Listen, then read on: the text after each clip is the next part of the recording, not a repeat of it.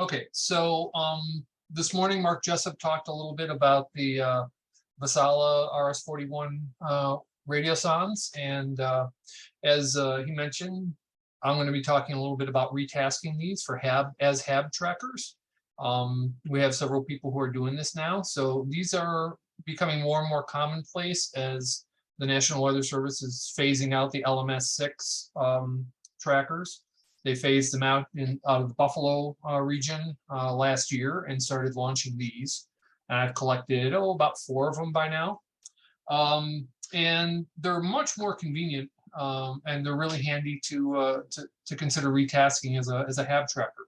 So lots of folks are starting to run auto RX stations, as Mark showed this morning. They're all over the place. And this hardware in the in the RS-41 is really pretty much exactly what you would have in any balloon tracker, obviously, because it's doing exactly the same sort of work. So it's got a 70 centimeter transmitter in it. It's got a microcontroller, firmware, all that sort of stuff. And we can reuse these as HAB trackers basically for free. They're falling out of the sky. All you have to do is go pick them up. So here's a look inside of what's inside an RS-41, the front and back of the board. The CPU is an STM32, which is a very standard CPU. In fact, I use those on my own trackers. GPS is a U-Blocks GPS, which is very common. It's using a sort of older style SI Labs 4032 transmitter chip, and it's tuned to 70 centimeters, so it does have an output filter on it for 70 centimeter. And available on the pins, there's access for an external I2C bus and UART serial ports. And it runs off just 2 standard AA batteries, a couple of ultimate lithiums. In fact, that's what National Weather Service is using. And in fact, usually when they fly, after they land, they turn themselves off. And quite honestly, you could probably just reuse the batteries for another flight, because with the free firmware you can get out there, these things will beacon for about 24 hours. So reflashing the firmware isn't difficult, but you need a couple of special things, and it's not for the faint of heart, because you need a little software or a little bit of hardware, and you really sort of need to do it in Linux to be most convenient. So the first thing you need is some special hardware called an ST-Link device. This is basically a USB device. They have the USB port, covered up on the left-hand side of these things, but it's basically plugs in your computer and has some programming wires on the other side, and you run 3 wires over to the RS-41 to reprogram the processor. These things are only about $11 on Amazon, and they even come in a variety of colors, so you can get. I hadn't looked at one in a long time, and they actually, you can pick colors in the rainbow for these things. And then you need to recompile the software, because the available free software that's out there, basically you're compiling in your call sign and some of the specifics about what modulation formats you want and stuff. And again, that's best done in Linux. So if you don't have a Linux machine at home, it's probably a little bit off-putting for you. As it happens, the STM Nucleo boards, which I have pictured here, also come with an ST-Link device on them. So this part right here on the end, and you can see it's even designed to break away. This is an ST-Link programmer on the end, and you can see it's just designed to snap off if you want to.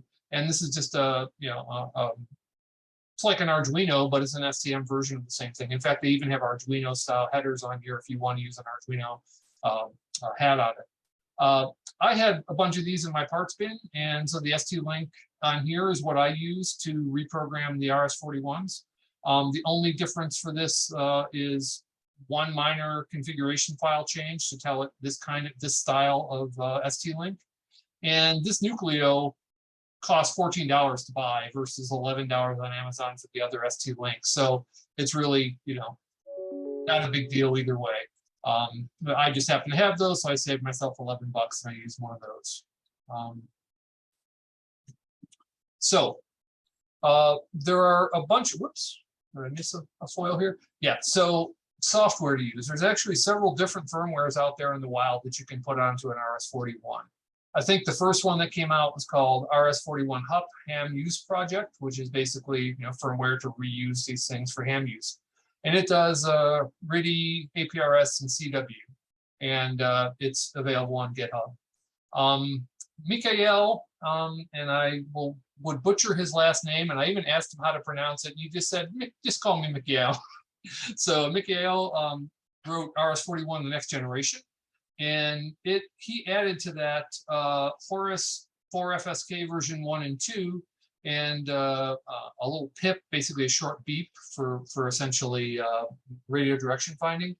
And if you add an additional SI5351 on that I2C bus this thing has, he added all the JT and Whisper format stuff. And so he put that out in the public domain. And then Gene, who's going to be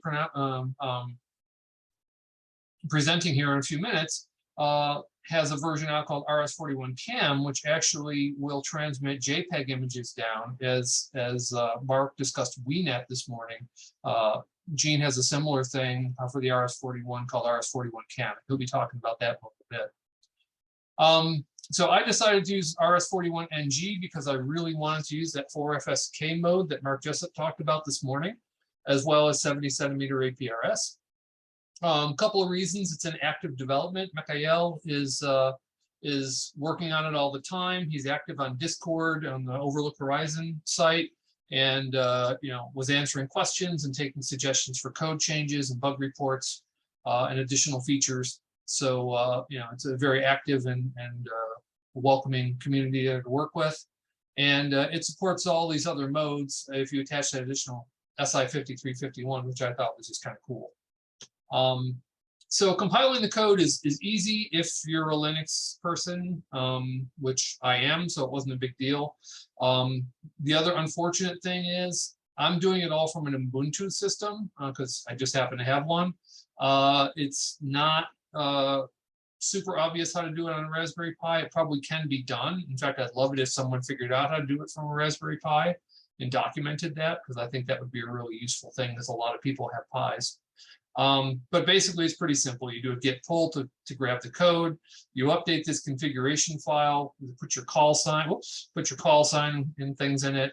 You build the code with a couple simple commands. If you're using that ST-Link, Nucleo ST-Link like I am, there's one little line you need to change in this config file. And then you use this OpenOCD, which is basically a command to connect to the device through the ST-Link device. First, you unlock the flash memory pages to basically allow you to overwrite the firmware. And then you issue a second command to push the new firmware you just built. And it's really pretty simple. So, in my config.h, I put in my call sign, and I changed a couple of parameters so that basically I beacon 70 centimeter APRS about once a minute, and the Horus version 1 all the rest of the time. So I set those parameters to APRS once for every 12 Horus things, which take about 4 seconds each, 4 to 5 seconds each. And it gave me about once a minute. It just goes around in circles and beacons.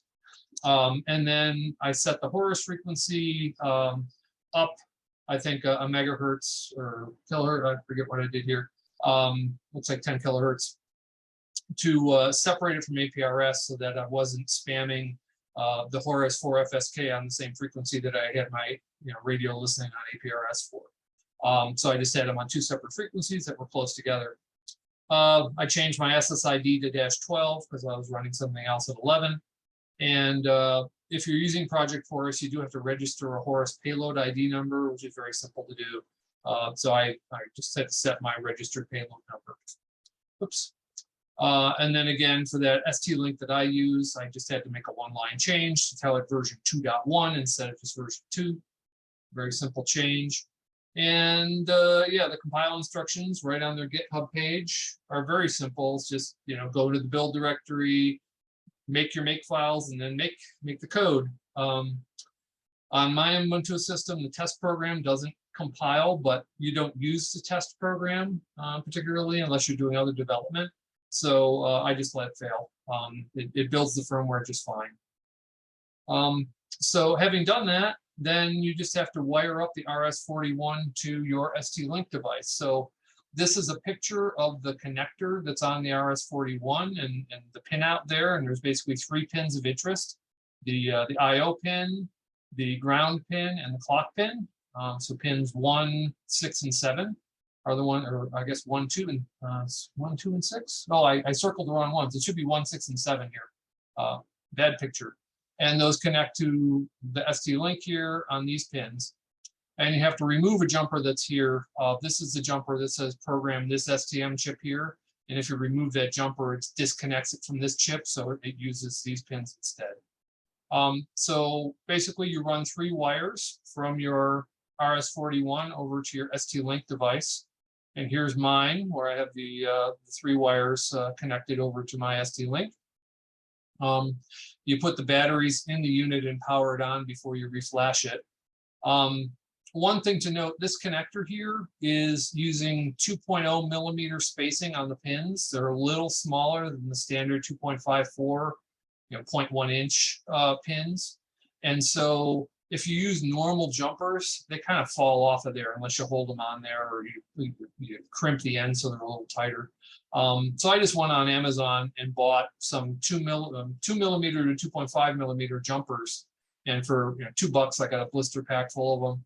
And so they fit on here nice and snug, because I used to have frustrations where I tried to program it and something didn't work, and it turned out one of the wires had just slipped out over here. So I just bought the little special jumper wires just so it wouldn't give me headaches about that.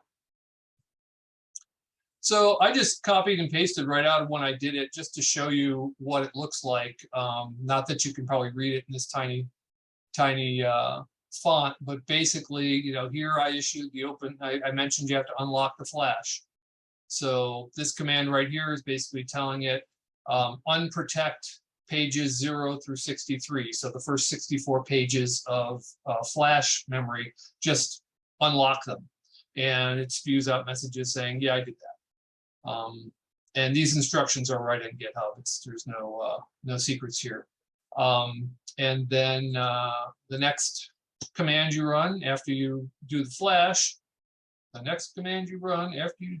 flash, I guess you close this first. All right. Is to flash the code. And again, right off the website, there's just an open OCD command here that says basically that command or that image that you compiled, push it down to the device. And it pushes out the 64 pages worth of software, and it resets the device. At that point, that RS-41 is now a HAB tracker. And that firmware will be on there forever. Someone says, just try the app install libbsd dev. I tried that, it didn't work, at least not on my system. So that's how you flash the code. So after flashing it, you just power cycle it and off you go. You can reinstall batteries and repackage the tracker in the original foam. There's a power button. If you looked on the tracker, maybe the early pictures here, somewhere right here, draw a line. Right there is a power button that's accessible through the plastic, so it's all sealed up. I usually take off this sensor because the free software doesn't use it anyway, so you can disconnect it from the board. It's clear, go away. It just connects to this little thing here. You can just disconnect it and pull that off. So I just pull that off and reflash the thing. And that's all there is to it. What do I have next? So you put a couple of fresh Ultimate Lithiums in there. You can access the power button after you snapped it shut. The GPS locks really quickly. It's got a great GPS on it, and it just starts beaconing in 70 centimeter until you power it off. They have a switch that says, if you press the power button, power it off. If you hold it for a second, I usually don't get that to work, so I end up having to crack open the foam and just pop one of the batteries out briefly. And that's all there is to retasking one of those. So again, the way I've configured it, it's beaconing pretty much constantly. When it's not doing APRS, it's doing 4FSK. The battery life is great. You get 12 or more hours with a pair of fresh Ultimate Lithiums. The 4FSK decodes really reliably with their code and a cheap SDR, and I'll show you some data from that in a second. 70 centimeter APRS is kind of sketchy, to be honest. The implementation they've done doesn't really have the ideal clocking and the ideal stuff to modulate AFSK very well. As it happens, for whatever reason, my handheld D72 decodes it every time. Works great. My mobile Kenwood D710 gets it about 1 out of 3. And oddly, Direwolf, which tends to be the best about decoding APRS, won't even decode it at all. And I don't know why. I'm kind of shocked by that, actually. I thought Direwolf would be the most reliable to receive it. But in my case, I take my D72 handheld out into the field. So if it's dropped somewhere in the woods and I know it's out there somewhere and I don't have a final position, but I know it's in the woods, I take my D72 with me, and hopefully that means it's on the ground. And when I get close enough, I'll receive a packet. And I walk right to the payload with the D72 in my hand. And for my purposes, that's great, because 70 centimeter works great. So I just put my D72 on 70 centimeter, I walk into the woods and it'll walk me right to it. So that works great. And as I said, the 4FSK beacons have fantastic weak signal performance. And I see some other messages in chat I'll take a look at in a bit. So here's data from a recent launch. This was in June. And I actually had a few problems. I only had 2 receive stations. I had a headless Raspberry Pi in the back of my car, and I had a receive station at home. The launch site was 46 kilometers from my house, and the landing site was about 16 kilometers from my house. This was all farm country in central New York with lots of hills and very little cellular coverage, because farmers are, the population density out in the middle of farm country is low, so it doesn't really behoove the cellular companies to put towers on every other hill. So I just had trouble with my mobile station because I'd never had internet access on my tether. So most of this, all this data, except for like 2 packets, was received from my home station. And you can see the prediction here in yellow. This was a KML I created when I ran the prediction before I flew that morning. And it's got the once a minute spots in here. And then you see the 4FSK data, and you can see that much more frequent than once a minute, because 4FSK is going about every 5 seconds. And so it's just blasting the data out there. So I have super granular data about my flight here. And this is from, 46, on average 30 kilometers away. Sort of line of sight across the lake. And it performed beautifully. And APRS coverage would have been okay out here. We have pretty good APRS coverage in central New York, but nothing like the density of traffic here. So that was fantastic.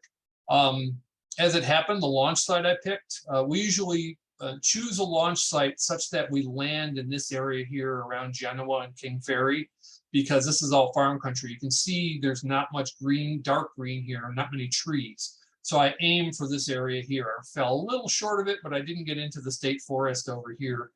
But we landed pretty much in the sweet spot. So the launch site was, I picked the morning of the launch, essentially, assured it was okay. And it was just a little park. And we went out to that park, and it turned out it was in a valley with absolutely no cellular coverage. So when I launched this thing, nobody on the internet was receiving packets until it cleared the trees and started being received by my home station, which started receiving it when it was about 60 meters above ground level. So that thing was 180, 200 feet in the air, and it was already being received at my house. So I can't say enough good things about the 4FSK. It worked beautifully. All right, so the other thing we talked about this morning was the DFM-17s, which is the other very common radiosondes that are being used in the US now. In fact, they're probably more common than the RS-41s.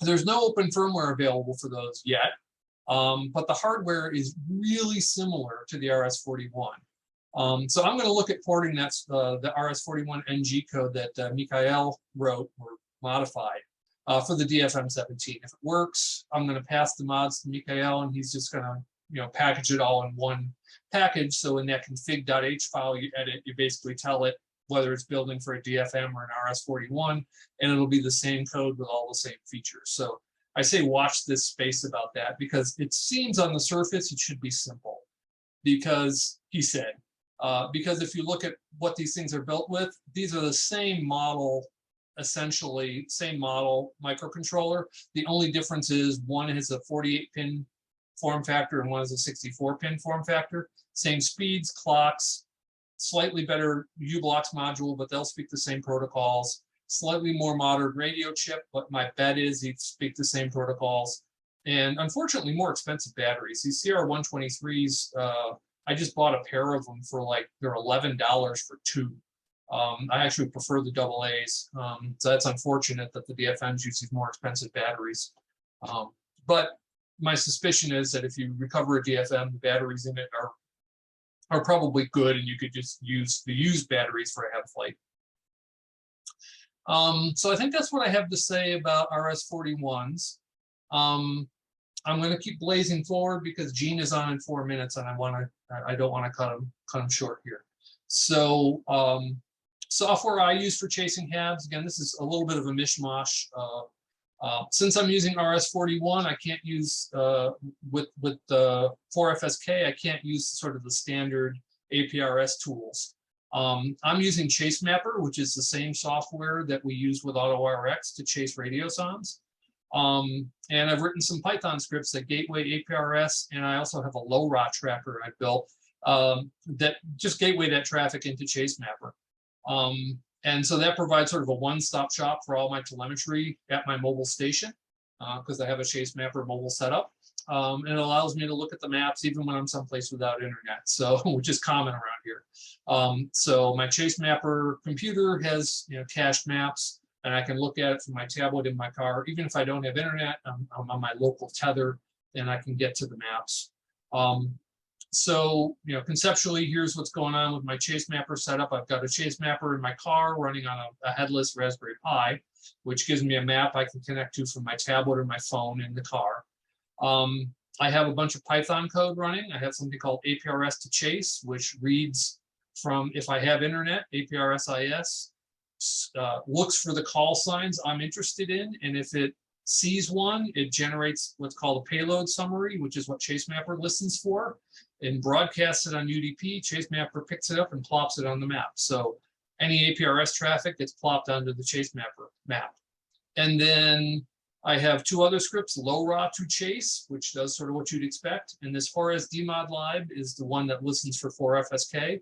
And these are little antennas, my fancy antenna graphics, through an SDR. So it's just running an SDR into my, in this case, a couple of SDRs into my Raspberry Pi in the car, and generating payload summaries to put them on the map.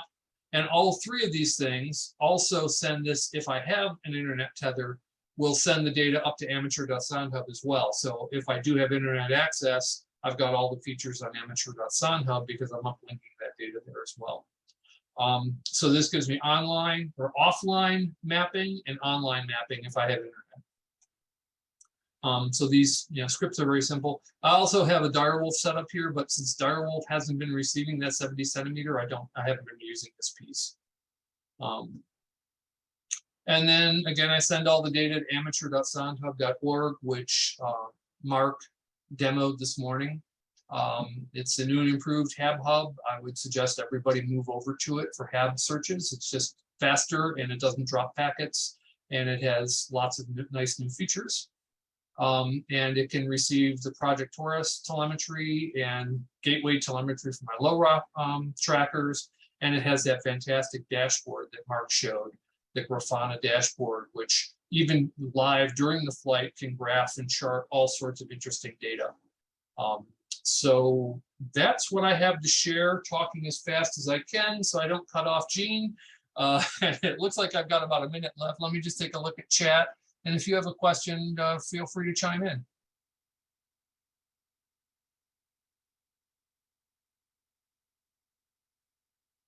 Phil says the CR123s are a lot cheaper in bulk online. Well, if I get the DF, the the DF17 is working, I'll probably buy. And if I get any of those trackers, because they don't use them in my region, but yeah, online would be a better way to get them if they're in bulk.